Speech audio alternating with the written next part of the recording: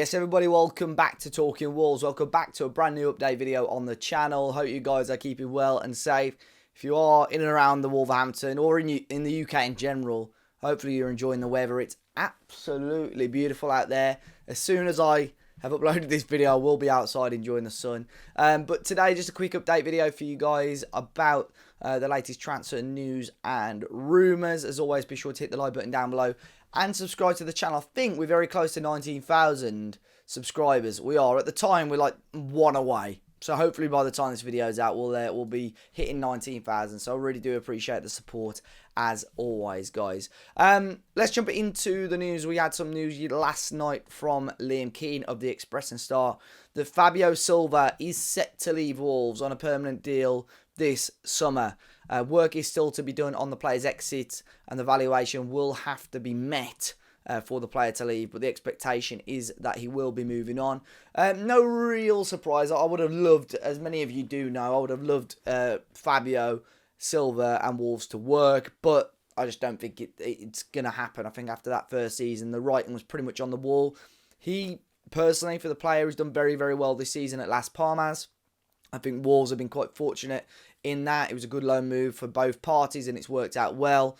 It's increased Fabio's value. Of course, still a young player in his early 20s. Has been linked with some big clubs. Atletico Madrid, I've mentioned previously. A number of clubs in the Bundesliga. There was a valuation reported a week or two ago of around 20 million euros, which I think Wolves, with certain clauses, will probably take, certainly. And like I've said, over time, over these loan moves, Wolves would have saved money, made money on loan fees and so on. So the overall fee and the overall package of Fabio Silva leaving the club probably won't be as bad of a loss as you would think. And we mentioned it on the podcast. If you didn't catch that, it's well worth watching that, about Gonzalo Guedes. I think Fabio and Guedes are probably the last two big fails, in my opinion, in terms of high-value players that just haven't worked at Wolves for one reason or another. So I think Fabio moves on. If Gonzalo Guedes moves on, that's the last of the really poor signings, and Wolves can hopefully crack on with a fresh, new recruitment, which,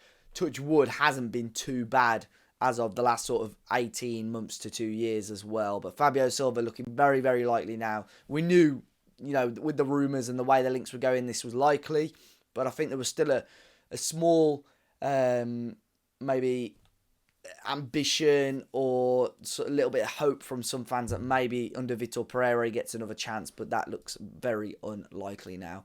Another player that could be staying, though, is Nelson Semedo. Now, again, Liam Keane, at the end of last week, I believe, a few days ago, had reported that Nelson Semedo has hinted that there is a possibility that he could extend his stay at Wolves. He said that there still needs to be talks, but he is open to the idea of staying at the club. Now, it's gone very quiet on this, of course, over the last couple of months or so. There was so many heavy links for him moving possibly to Benfica, although can they get close to what Wolves are paying him right now? Apparently not. Obviously, there's going to be links with bigger clubs. I've always thought maybe a Saudi move could always be on the table for Nelson, but he has maybe given Wolves fans a glimmer of hope by saying there is a chance that he will stay, and the conversations between the players' representatives and the club are still ongoing. So there is a chance that the current Wolves captain may well stay, and wouldn't that be lovely? A captain of the club actually staying past a pre-season, because we haven't had that much with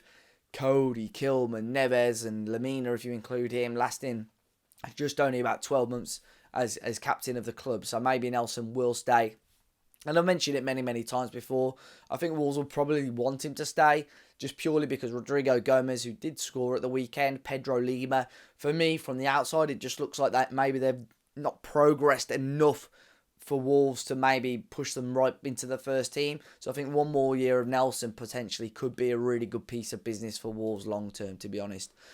A player that could be on his way out, though, is Tommy Doyle. Again, Liam Keane reporting that Vitor Pereira said he will need to have talks with the player in regards to his Wolves future. Now, he really struggled to get game time under Vitor Pereira. He struggled to get game time all season, really. He was in and out of the team under Gary O'Neill as well. He's had some real strong moments, actually, though, throughout the season. I think if you look back to Vitor's first home game where Tommy Doyle barged Garnacho off the ball to win the ball and put Cunha through, who put it on a plate for Hwang to wrap up the win against Manchester United. The Brighton one is going to be one that's in at the top of a lot of your heads as well. There was a 4 or 5-on-1 situation against Tommy Doyle, which he won and started the move for us to get the late equaliser against Brighton. So he's had some good moments for us. But of course, you've got João Gomez, you've got Andre in the team. It's a very difficult role and position to play. And obviously, Vitor Pereira, he made comments about it months ago that he just doesn't feel Tommy Doyle is up to that challenge. So he knows that Tommy Doyle is a good player, but Vitor Pereira is adamant that Tommy Doyle cannot play in this current system and doesn't want unhappy players at the club. Now, of course, Wolves signed Tommy Doyle for $5 million. Man City, you've got a 50% sell-on clause. I can't really see you getting much more than 10 million, to be honest. And you sort of cutting, you're not making any money out of it. So for me, I think a loan deal is more, in terms of business-wise, and it would probably suit a lot of teams. I think that's the most sensible thing for Wolves to do. Loan deal for Tommy Doyle next season, get him some game time, hopefully increase his value, and we'll revisit the situation next summer. But Tommy Doyle looking again like a player that's probably going to be moving on this summer. Now, we've had some reports and rumours on other central midfielders, and we don't really know if this is to come in as a depth option, if it is to replace someone. I'm fairly confident, especially with João Gomez signing a new deal. I still think Andre would stick around. I still think João Gomez and Andre would both stay from this summer. Of course, there may be a world where we get some ridiculously high bids, but I still think both of them would stick around. But we have had a couple of pieces of news over the last week which may suggest otherwise. Now, Diario de Sevilla over in Spain have reported about Wolves and their interest once again in Johnny Cardoso. Now, he's the Real Betis player, plays for the US men's national team. We were linked with him back in January, but it just seemed a very difficult deal to do. Tottenham Hotspur have got actually a clause to buy him for 25 million euros if they want to. 23 years of age. More Premier League clubs and more clubs in Serie A are also, interested in him. But it said that Wolves have already put an offer on the table for him, triple of what he currently earns at Real Betis over in Spain. Again, I just don't know about this one. I think he's, from what I've seen, a very, very good footballer, so it would be a great option for Wolves. And I suppose you want depth. I think outside of João Gomez and Andre, you've got Boubacar, Traore, who again hasn't played a lot of football, so I do think you need another quality player there. Jean-Ric Bellegarde's played in that role and actually done okay as well, but I still think you need that quality there, so this might be why they're looking at someone like Johnny Cardoso. Another option is Everton Arjo, 22 years of age, currently playing for Flamengo. The player has previously played under Vitor Pereira over in Brazil, but again, the same article says that he would only likely be signed if João Gomez were to be sold this summer amid interest from Premier League clubs. So it's interesting. I still think there's a space for a midfielder. I think especially if Tommy Doyle goes, I think there'll be a real revamp at the sort of midfield and forward area for Wolves next season. I think the defence is fairly settled at the moment. But I'm excited to see what happens and which players do come in. I think the Brazilian links seem to be working quite well. I think homegrown players are something that Wolves will need to look at, though, especially with the likes of Tommy Doyle going. Craig Dawson will probably be moving on, so Wolves do have to be cautious and clever on that for sure. But we'll wait and see. And a couple of other things. Matheus Cunha, the news in regards to his proposed move to Manchester United has calmed down a little bit. But again, goal in Brazil last week seemed to think it's pretty much close and pretty much a foregone conclusion now. Negotiations are done and it should be completed by the end of the season. We don't know payment terms. We don't know how Manchester United are going to pay. We don't know if another club will come in and hijack the bid yet.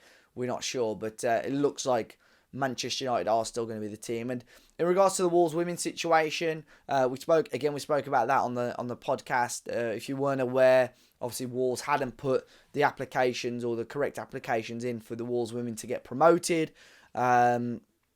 They were happy if the Wolves women did win the title, that Wolves were happy and prepared to fight their case. They weren't completely happy with some of the things they had to go through with the governing body of the new division.